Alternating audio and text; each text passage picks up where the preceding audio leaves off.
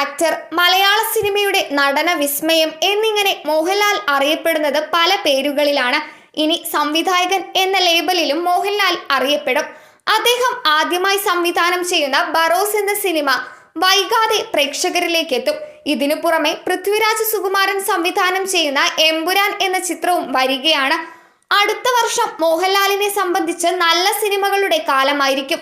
അതേസമയം തന്റെ സിനിമകളെക്കുറിച്ചും ആരാധകർ അറിയാൻ കാത്തിരിക്കുന്ന ചോദ്യങ്ങൾക്കും മറുപടിയുമായി എത്തിയിരിക്കുകയാണ് താരം ഇപ്പോൾ. ഗലാട്ട പ്ലസിന് നൽകിയ അഭിമുഖത്തിലാണ് മോഹൻലാൽ ഇക്കാര്യങ്ങൾ സംസാരിക്കുന്നത്. മമ്മൂട്ടിയും മോഹൻലാലും സിനിമയിലെത്തിയിട്ട് പതിറ്റാണ്ടുകൾ കഴിഞ്ഞു. ഇപ്പോഴും കരുത്തരായി നിൽക്കുന്നതിന്റെ കാരണത്തെക്കുറിച്ച് മോഹൻലാലിന്റെ അഭിപ്രായം എന്താണെന്ന് അഭിമുഖത്തിൽ ചോദിച്ചിരുന്നു. അതൊരു പക്ഷേ ഞങ്ങൾ മുൻപ് ചെയ്ത കഥാപാത്രങ്ങളുടെ പിൻബലമാവാം. ഞങ്ങൾക്കൊക്കെ ഭരതൻ, പത്മരാജൻ, അരവിന്ദൻ, മണിരത്നം തുടങ്ങി